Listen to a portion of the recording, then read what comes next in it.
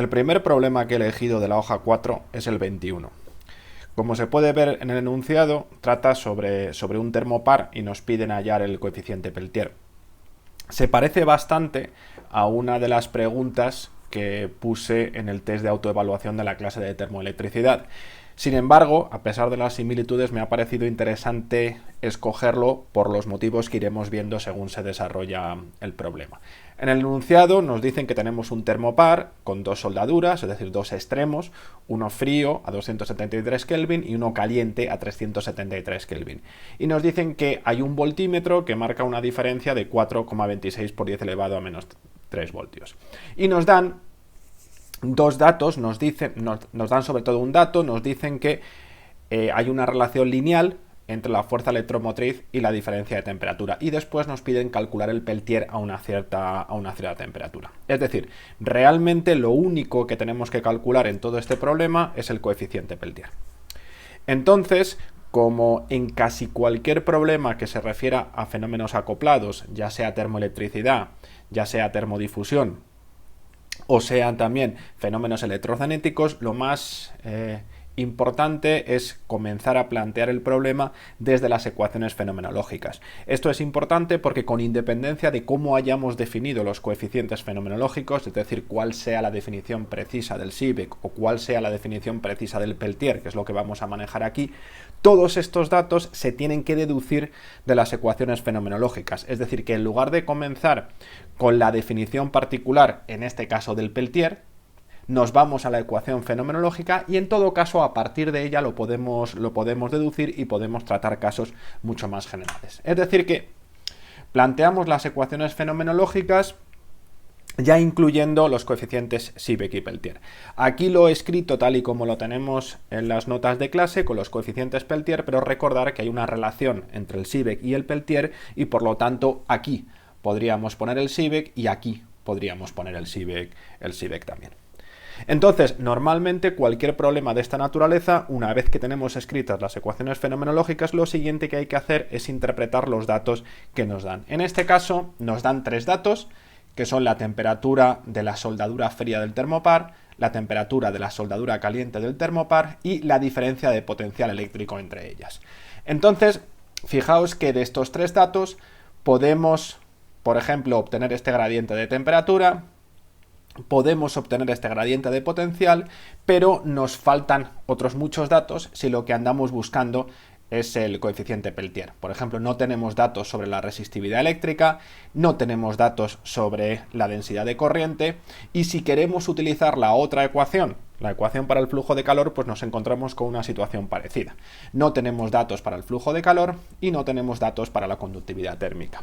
Es decir, que lo primero que uno haría en estas circunstancias es preguntarse si hay algún dato en otro sitio, porque de aquí no podemos resolver el problema si no tenemos alguna otra información. ¿Dónde está esta información? Aquí, como se trata de un problema propuesto para que podáis hacer con tranquilidad, podáis preguntar, etcétera, etcétera, tampoco me he preocupado especialmente de que todos los datos estén clarísimos en el enunciado para que no haya lugar a ninguna duda. En particular, hay una pista, digamos una pista secreta, que es el hecho de que remarquen en el enunciado de que el dispositivo es un termopar. ¿Por qué? Bueno, en realidad, también según lo vimos en el test de autoevaluación, los termopares se diseñan para funcionar en determinadas circunstancias. Concretamente, un termopar se diseña para funcionar con densidad de corriente cero, es decir, normalmente es un dispositivo que va a medir la diferencia de temperatura a partir de la diferencia de potencial que se registra entre ciertos contactos, suponiendo que no hay corriente eléctrica entre ellos. Y si asumimos este dato como algo que nos proporciona el enunciado, entonces sí las cosas se arreglan porque podemos escribir esta ecuación fenomenológica con esta corriente igual a cero, y el otro elemento que nos faltaba, que es la resistividad eléctrica, va a ser irrelevante porque puedo multiplicar toda la ecuación por este valor. Es decir, considerando este dato del termopar, ya podemos seguir adelante y ya vamos a poder resolver el problema. Aún así, nos vamos a encontrar también con ciertas dificultades con las que tenemos que bregar. Entonces, para tener más espacio, Empezamos en una nueva diapositiva con la ecuación que tenemos que resolver y simplemente eliminando la dependencia en la resistividad eléctrica podemos escribir la ecuación tal y como está aquí. De nuevo, fijaos que esta ecuación es básicamente la misma que desarrollamos en la pregunta correspondiente del test de autoevaluación, con lo cual esto no constituye una novedad. Entonces, también el proceso va a ser básicamente el mismo. Lo primero que vamos a considerar es que tenemos un cable, una soldadura que vamos a asumir que es unidimensional y por lo tanto estos gradientes los escribimos como derivadas con respecto a X y luego, como lo que nos dan son diferencias entre lo que ocurre en los extremos de la soldadura, lo que vamos a hacer es integrar a lo largo de todo el cable. Es decir, podemos plantear esta integral de aquí. El siguiente paso, por lo tanto, de nuevo también como se hizo en aquella pregunta del test de autoevaluación, va a ser evaluar esta integral de aquí y también para hacerlo con un poquito más de espacio pasamos a otra diapositiva y vamos a trabajar esta integral. Voy a ir paso a paso, por un lado la parte izquierda y por otro lado la parte derecha. Veis que he denotado frío y caliente en los extremos de la integral para indicar que el extremo inferior se refiere siempre a la parte fría de la soldadura y el extremo superior se refiere a la parte caliente. Si hubiéramos sido un poco más rigurosos, pues esto sería x igual a 0 o x igual a d si la distancia entre ambas es d. Pero bueno, eso es un poco irrelevante. Empiezo por esta parte de aquí. Esa parte de aquí se integra fácilmente y simplemente obtengo la diferencia de potencial entre los extremos frío y caliente. La razón es que no había nada más dentro de la integral. Sin embargo, lo que ocurre en la parte derecha de esta ecuación es un pelín más complicado porque además de la derivada de la temperatura con respecto a X, tengo este término aquí delante sobre el que yo sé muy poquitas cosas. Es decir, si queremos realizar el problema de forma rigurosa, nos volvemos a encontrar con lo mismo de antes. Nos faltan datos. No sabemos cómo depende el peltier de la temperatura y como no sabemos cómo depende el peltier de la temperatura, realmente aquí no podemos integrar, puesto que no sabemos cómo va a depender todo esto de X. Por lo tanto, tenemos que avanzar un poquito más y para poder avanzar un poquito más tendremos que hacer alguna hipótesis de cómo se comporta este peltier con la temperatura, que es algo que no nos dice explícitamente el enunciado. De forma general, normalmente cuando trabajamos con termos pares, lo que estamos suponiendo es que el coeficiente Seebeck es constante y por la relación que hay entre el Seebeck y el peltier, esto nos lleva a que el cociente entre el peltier y la temperatura es constante. Esto es una ventaja en relación con lo que acabamos de escribir aquí, porque si todo esto es una constante, no depende de la temperatura, lo puedo sacar fuera de la integral y entonces todo se realiza de forma muchísimo más sencilla. Ahora solamente tengo la integral de la derivada de t con respecto a x, con lo cual el resultado final que obtengo es el mismo que obtuvimos en aquella pregunta del test de autoevaluación. Fijaos que todo esto viene desarrollado porque hemos asumido que el peltier partido por la temperatura es constante. Una vez que hemos llegado hasta aquí, pues ya simplemente nos queda sustituir los datos que nos proporcionan el enunciado y ya tenemos el resultado final, que es que este peltier es igual a menos 0.0138 voltios, más o menos redondeando en algún momento. Entonces, llegados a este punto, podríamos dar por terminado el problema, puesto que ya hemos obtenido el resultado final. Fijaos que para obtener el resultado final, lo que he hecho es sustituir la temperatura, los 323 Kelvin, a la cual nos piden que calculemos el peltier, porque fijaos que sustituyendo el dato de diferencia de potencial y diferencia de temperatura, vemos que el peltier depende de la temperatura y por eso hay que precisar la temperatura a la que estamos trabajando.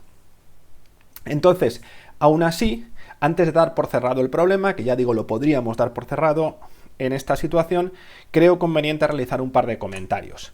El primero de ellos es que en realidad en el enunciado tampoco nos especifican claramente cuál es el signo de la diferencia de potencial. En la diapositiva anterior la he puesto positiva, pero la podía haber puesto negativa, es decir, podría haber considerado que el potencial a la izquierda o el potencial en el extremo frío es mayor que en el caliente. En todo caso, lo que habríamos obtenido es un cambio en el coeficiente Peltier que no es muy relevante. Sin embargo, sí que me interesa profundizar un poquito más en la hipótesis que hemos hecho de que el Peltier partido por la temperatura, o sea, el Seebeck, es constante.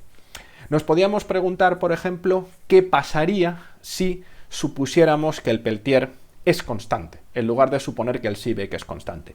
Si estuviésemos en una clase normal, con la pizarra, seguramente en este momento yo haría una pregunta para que pensarais qué puede ocurrir. Entonces, si queréis darle un momento de tensión, podéis parar el vídeo aquí y pensar qué sucedería si cambiásemos y en lugar de suponer que el Seebeck es constante, diéramos por hecho que el Peltier es constante.